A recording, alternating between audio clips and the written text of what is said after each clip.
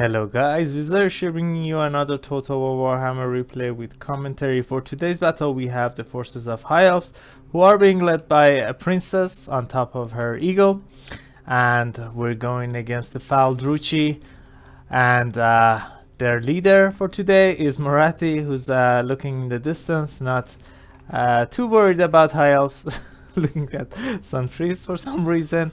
And yeah, this was a really fun battle, really enjoyable. Really close. I'm not gonna spoil anymore, but yeah, pretty fun. So we both had some ideas, and not by some ideas I mean we had some strategies against the other factions, and I'll talk about it in a minute. So first of all, let's just jump into the army composition.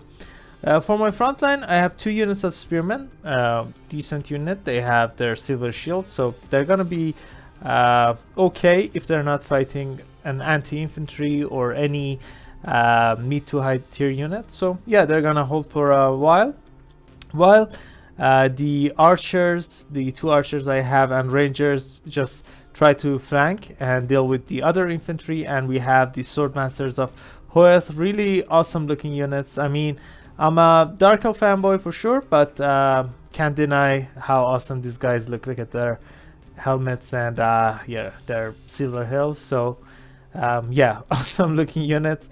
And that's it for the infantry part of the army. For the calves, we have 2 Illyrian Reavers. These guys are pretty good. I mean, look at their stats.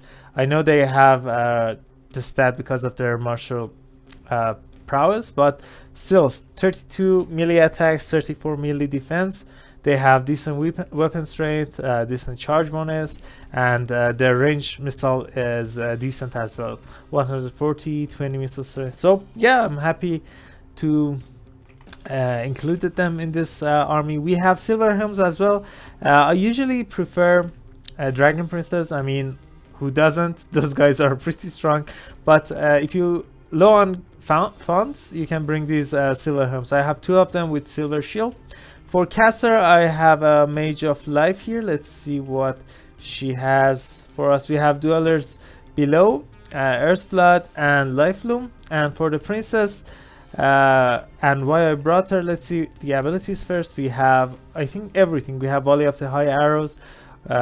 Interestingly enough, I forgot that it does armor piercing damage, but yeah, we have that. We have Horn of All, which gives missile base missile damage and base weapon damage in an AoE, so it's not just her.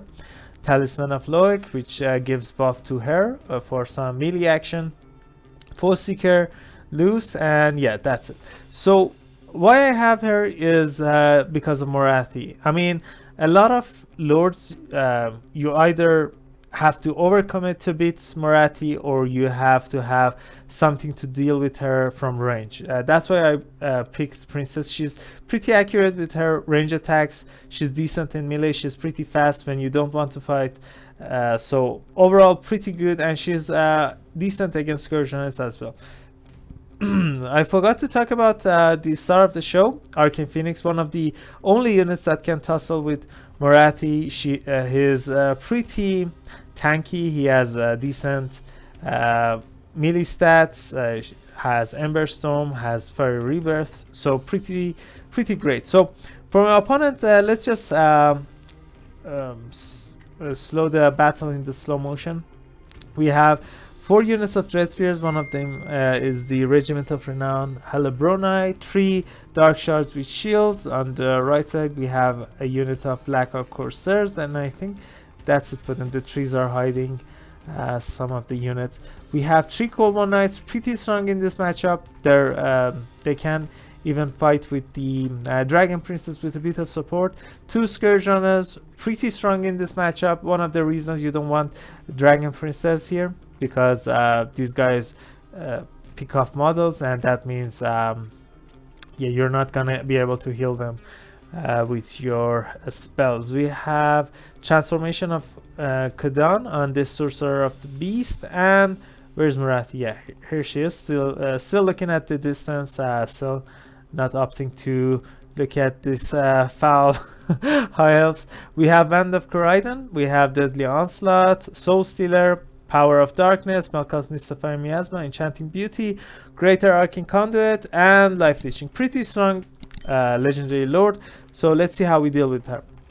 So let's start a battle in the normal speed. That was a decent shot there. She has 40 shots, so it's not that bad. Too bad that we're dealing some damage into these Scourge Units. As I said, I forgot the yeah, never mind, the range damage is not armor piercing. So yeah, the volley of high arrows is. So look how accurate she is. I was able to hit the Morathi here on the right flank. What are we doing here? So yeah, my Arcane Phoenix dove down. I mean, it's pretty risky move, but I had some support. This single entity monster is pretty tanky. I mean, whatever unit this was, it would have already been wavering probably. But the cavalry is here, literally. The Silver Helms are dealing with these Cold One Knights. We have some range support as well. The princess is also shooting.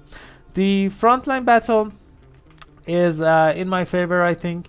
We have some high tier units here. We have some rangers that can deal with the other guys. I mean, the other ones probably will lose to the Black Hawk Corsairs, but yeah, I think we're gonna be fine. So my range units are shooting some of these dark shards which have shield. The Phoenix uses its vortex ability. This unit is also probably gonna be routing before my Silver Helms do. Where is the caster? Yeah, caster is coming here. I'm probably gonna cast a healing here because my Arcane Phoenix is also damaged. But we're probably not gonna give these Cold One Knights a chance to come back in the battle, especially these ones. We're chasing them. These I don't know why these Scourge units are so close to these Cav units. But yeah, the Arcane Phoenix is also coming for Morathi. Let's just slow down a bit. We'll get there and see how the Arcane Phoenix does. So the frontline Swordmasters, surprisingly, are dealing with the Helebroni. If they don't get contested, they're probably gonna be able to deal with the range unit as well. My Cav units and Rangers are dealing with the Black Hawk Corsairs. These Cold One Knights are free, and my opponent summoned the Feral Manticore, so my Archer units are done, unfortunately, at least the infantry variant. So let's just get back into this fight. Let's see how the Phoenix is gonna deal with Morathi. So the Phoenix is pretty fast and, as I said, pretty tanky. He's getting shot at by these Scourge and still doing fine. It was fighting anti-large Cold One Knights as well, so we're doing fine. Look at this, Morathi is even running away. Casting a Soul Stealer, I realized what's happening here. That's why I'm moving like this. I don't want my other units to get Soul Stealer. The other Cold One Knights are also gonna rout before they can get into the fight. And I think my caster is gonna be able to deal with these 7 Cold One Knights. And if she can't, we have some support. These Illyrian Reavers are here as well. So I'm putting pressure on Morathi. Look at that beautiful shot doing some damage to Morathi. And Arcane Phoenix, as I said, pretty fast. He can keep up with her and deal with her. But on the bad side of the battle for me, Cold One Knights were able to rear charge these Swordmasters of Hoeth, and I think my opponent turned around and started shooting them. That's why they're damaged so badly, and I think that happened under 30 seconds. You saw there, I just went there and came back, and they're already too damaged to do anything. So on the right flank, still my Phoenix is chasing Morathi. It's pretty good chasing mechanic, the chasing unit for Morathi. So now I'm able to use my princess to deal with the dark shards and Scourge Knight chariots. One of the good reasons to have an Arcane Phoenix here. And I have to say, my opponent was gambling heavily on bringing a flying unit here, because you can have Tempest. I think another Wind of Corydon, Doombolt going down, but I don't think it's going to be able to hit. This unit is pretty fast, so we're doing fine here. I found some opening. Now my Illyrian Reaver archers are dealing with these dark shards. They're probably going to be able to win, especially if they get their charge. A second Manticore has been summoned, so I have to be really careful. I don't want my mage and my lord to take too much damage from him. I think I used the ability, the talisman, Horn of Val, to get some melee stats and try to deal with this Feral Manticore, but it's probably not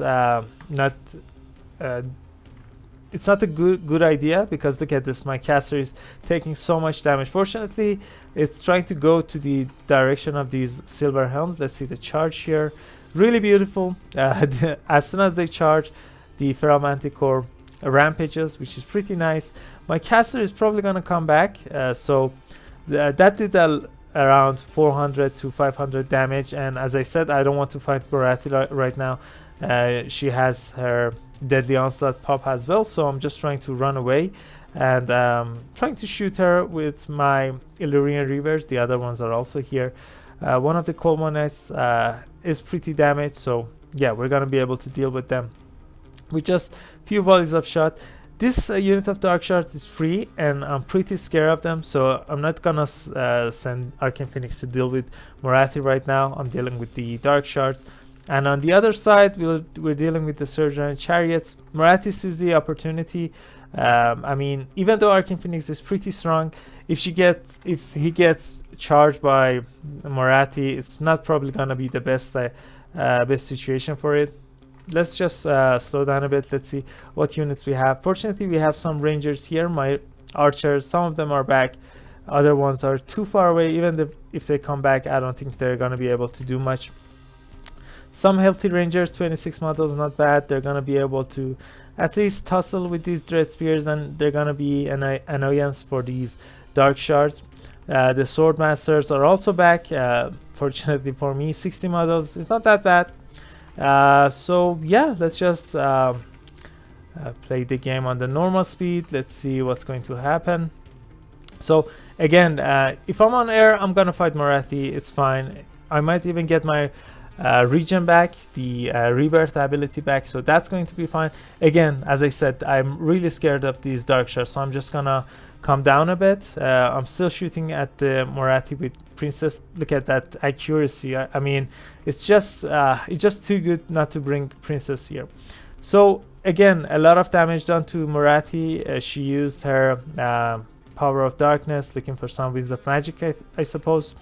But again, we're doing fine here. Some of my volleys is doing damage to Morathi. A healing gone down. As I said, my Mage of Life is back. Pretty happy about that. Cold Knights, 2 damage, 9 model. At this point, the Rangers are going to be able to deal with them, and the balance of power goes to my favor, and we win this. Pretty fun battle. I hope you guys enjoyed it. So let's see how our units did. Princess here. 2000 damage value, that's just insane. So happy with this pick. I think I saw it in one of the matches, on high level matches, and kudos to whoever thought of this. Really great pick against Morathi. The Mage of Life also did fine. I mean, maybe bringing a high mage would have been better, because she has Tempest, and imagine if I Tempest Morathi there, and then she would have been done, right? The healing would have been there. I could have healed my Silver Helms, the Princess, Arcane Phoenix. So yeah, maybe I would change this mage for the Mage of High. I just wanted to try out Dwellers Below, but I never get to use that spell, unfortunately. I usually prefer the healing in the midst of battle. So yeah, this Ranger did really good, paying for itself. Look at this insane Swordmasters of Hoeth. Even though they got wrecked, they pay for themselves, and then some. Pretty happy for bringing them here. My archers, not the best performance. I didn't have enough units to support them. The Illyrian Rivers also did fine, and the Arcane Phoenix also did pretty good. I think it's cost around 180, 100, I mean 1800. So happy about that. It had still a lot of HP, still it's rebirth, so not bad. Morathi, not the best uses there. Using Soul Stealer on just one unit is not the best. One of the archers did fine, and the cav, yeah, all of them did good. The Scourgeners are also pretty good in this matchup, as I said, and they showed it. So yeah, that's it for this battle, guys. I hope you enjoyed it. If you did, I would really appreciate it if you guys consider leaving a like and subscribing. It would really help me and my channel grow. And I also have a Discord server if you guys want to join, if you guys want to talk, if you guys want to send me replays, send me